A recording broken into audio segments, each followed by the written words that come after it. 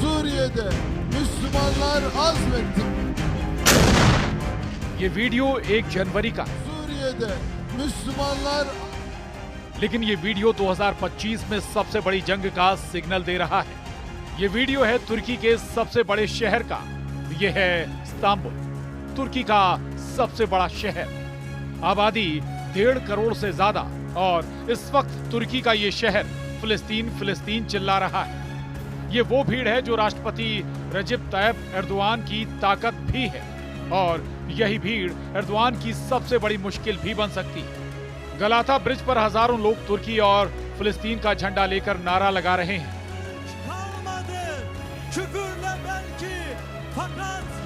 Banner लिए हुए हैं जिस पर लिखा है गाजा में नरसंहार बंद करो।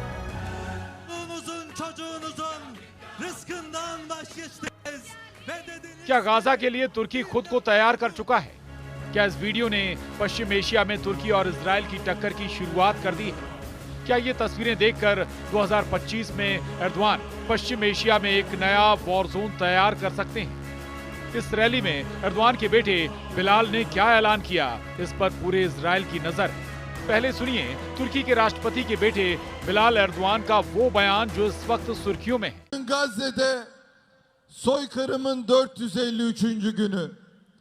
453 gündür Siyonist, Nazist İsrail Gazze'de bebekleri, çocukları, kadınları, yaşlıları katlediyor. आज गाजा में नरसंहार का 453वां दिन है। 453 दिनों से जायोनी और नाजी इजराइल गाजा में बच्चों, महिलाओं और बुजुर्गों की हत्या कर रहे हैं। एर्दोआन का बेटा बिलाल इजराइल को ललकार रहा है। इजराइल की हुकूमत की तुलना जर्मनी के नाजी से कर रहा है। क्या एर्दोआन का बेटा गाजा के नाम पर अपना सियासी बुर्ज खलीफा तैयार करना चाहता है, जिसकी जद में न सिर्फ सीरिया आएगा बल्कि बिलाल के प्लान में इजराइल, जॉर्डन, लेबनान और सऊदी अरब का नामो निशान मिट जाएगा? क्या अपने पिता के ऑटोमन साम्राज्य वाले ख्वाब को पूरा करने की तैयारी बिलाल एर्दोआन ने कर ली? Suriye'de Müslümanlar azmettiler, sabrettiler ve zaferi elde ettiler. Suriye'den sonra inşallah Gazze'de kuşatmadan zaferle çıkacak. Bizler de o mübarek güne ulaşmak için dualarımızla, böyle dayanışma gösterilerimizle, boykotla, gizli ya da açık gayretlerimizle Gazze'li mazlumların yanında olacağız. क्या बिलाल ने तैयार कर लिया है Ottoman साम्राज्य का plan? Syria में मुसलमानों ने इरादा दिखाया और जीत हासिल की। सीरिया के बाद गाजा घेराबंदी से जीतेगा। हमारी दुआ है फिलिस्तीन के साथ है। उनकी खातिर जारी प्रदर्शन, बहिष्कार और बाकी कोशिशों के जरिए ये मुमकिन होगा। बिलाल के ऑटोमन प्लान को देखकर इजराइल में हड़कंप मच गया है। इजराइल की फौज को लग रहा है कि जितना फायदा उसे गाजा, लेबनान और सीरिया में युद्ध से हुआ है, उससे ज्यादा नुकसान तुर्की से होने वाला है।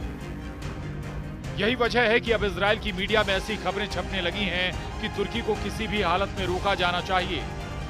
जेरूशलम पोस्ट ने एक रिपोर्ट के हवाले से कहा है कि इजराइल को तुर्की से युद्ध के लिए तैयार रहना चाहिए, क्योंकि अब तुर्की ऑटोमन साम्राज्य बनाने का ख्वाब देख रहा है, जबकि इजराइल में सीरिया के हिस्सों को मिलाकर ग्रेटर इजराइल की नींव डाली जा रही है। और इस बीच तुर्की के राष्ट्रपति रजब तैयब एर्दोआन का बयान भी सामने आया है।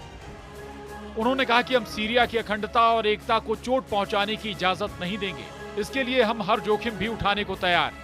इस वक्त सीरिया और जूनियर एर्दोआन के ऑटोमन साम्राज्य वाले ख्वाब की चर्चा इसलिए बहुत तेज हो गई है क्योंकि गाजा और लेबनान में तबाही के बाद सीरिया में हुए उलटफेर ने सबसे ज्यादा 2 पावर्स को फायदा पहुंचाया है। पहला है तुर्की, जिसकी शह पर जुलानी ने सीरिया में बशर अल असद की सरकार का तख्ता पलट कर दिया, और दूसरा है इजराइल, जिसने खुफिया तरीके से जुलानी का पूरा साथ दिया और अब ईरान और हिजबुल्लाह की सप्लाई लाइन पूरी तरह से कट चुकी है। सीरिया से ईरान बाहर हुआ और एंट्री हुई एर्दोआन की और नेतन्याहू की, यानी सीरिया को अब कोई और कंट्रोल कर रहा है, तो वो हैं इजराइल और तुर्की। लेकिन सीरिया के पूरे खेल में एक नया बवंडर मचने वाला है। बवंडर ऐसा जिसके आगे यूक्रेन और गाजा की जंग फीकी पड़ जाएगी, क्योंकि एक तरफ नेतन्याहू का ग्रेटर इजराइल प्रोजेक्ट है और दूसरी तरफ है एर्दोआन का ओटोमन साम्राज्य का ख्वाब। और इन दोनों इंटरनेशनल साजिशों को लेकर इस वक्त 2025 की सबसे बड़ी टक्कर होती हुई नजर आ रही है। तुर्की के राष्ट्रपति रजब तैयब एर्दोआन का कहना है कि तुर्की ने कई बार अपने अस्तित्व और सुरक्षा की रक्षा के लिए अपने इरादे दिखाए हैं। हम अपनी सुरक्षा के लिए किसी भी वक्त तैयार हैं। जब से नेतन्याहू का ये वीडियो आया, पूरे तुर्की में कोहराम मचा है। सबसे ज्यादा तनाव में हैं तुर्की के राष्ट्रपति रजब तैयब एर्दोआन। एर्दोआन लगातार यही वीडियो देख रहे हैं जिसमें हेलीकॉप्टर से उतरने के बाद नेतन्याहू उस पहाड़ पर पहुंचते हैं जिसको कहा जाता है जबल अल शेख, यानी शेख का पहाड़। सीरिया की ऊंची चोटी को इजराइल में माउंट हेरमोन कहा जाता है। सीरिया में शेख के पहाड़ पर पहुंचकर नेतन्याहू बता चुके हैं अपना सीरिया पर कब्जे वाला बड़ा प्लान।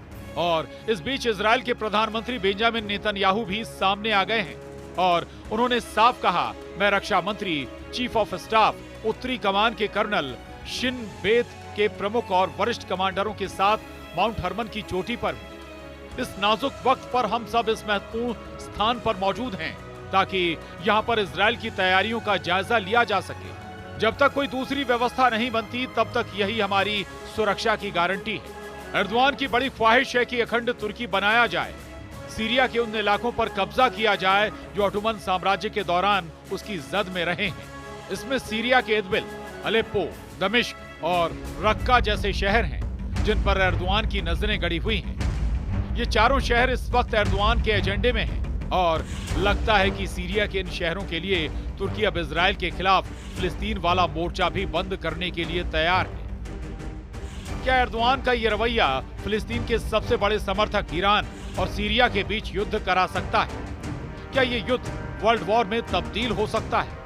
ये सवाल बार बार उठ रहे हैं। तुर्की की नीयत साफ नहीं है, ये बात ईरान बहुत अच्छी तरह से जानता है। एर्दोआन अपनी पार्टी के एक सम्मेलन में ये कह चुके हैं कि पहले विश्व युद्ध के बाद अगर अलग तरीके से सीमांकन होता तो अलेप्पो, दमिश्क, इदबिल और रक्का तुर्की में होते।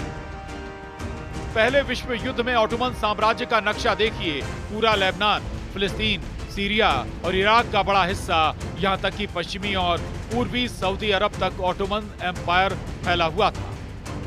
इसीलिए ये मैप देखकर एर्दोआन की कसक रह रहकर बाहर आती है जब ये नक्शा देखकर सऊदी अरब भी चौकन्ना हो गया है।